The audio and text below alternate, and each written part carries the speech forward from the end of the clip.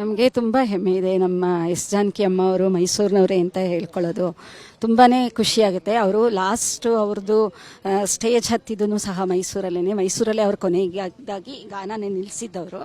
ಅವ್ರು ಅವಾಗಲೇ ಹೇಳಿದರು, ನಾನು ಮೈಸೂರಲ್ಲೇನೇ ಕಡೆಯದಾಗಿ ನಾನು ಹಾಡು ಹೇಳೋದಿದ್ದನ್ನು ನಿಲ್ಲಿಸ್ತೀನಿ ಅಂತ ಹೇಳಿಬಿಟ್ಟು. ಮತ್ತೆ ಅವ್ರು ಹಿನ್ನೆಲೆ ಗಾಯನೂ ಯಾವುದೂ ಕೊಡಲಿಲ್ಲ.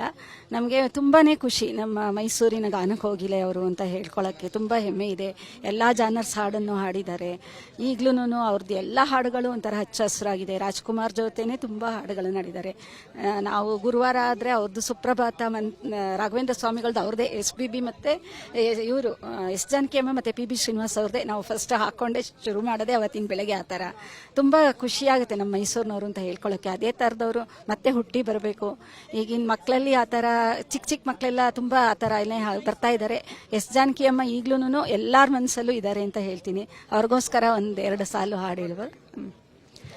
ತೆರೆದಿದೆ ಮನೆ ಓಪ ಅತಿಥಿ, ಹೊಸ ಬೆಳಕಿನ ಹೊಸ ಗಾಳಿಯ ಹೊಸ ಬಾಳನುತ ಅತಿಥಿ.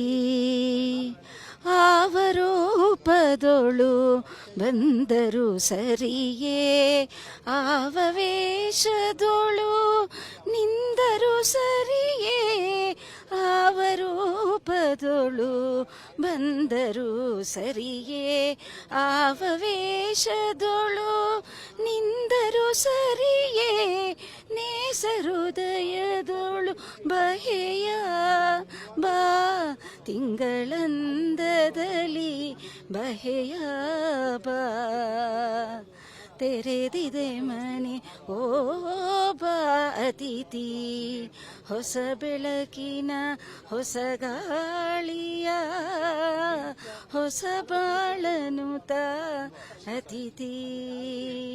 ಮುಂದೆ ಎಲ್ಲರಿಗೂ ಇವರು ಸ್ಫೂರ್ತಿಯಾಗಲಿ ಅಂತಲೇ ನಮಗೆ ಒಂದು ಇದು. ಅವ್ರ ಆಶೀರ್ವಾದ ಎಲ್ಲರಿಗೂ ನಮ್ಮ ಮೇಲೆಲ್ಲ ಇರಲಿ ಅಂತ ನಾವು ಯಾವಾಗಲೂ ಬಯಸ್ತೀವಿ.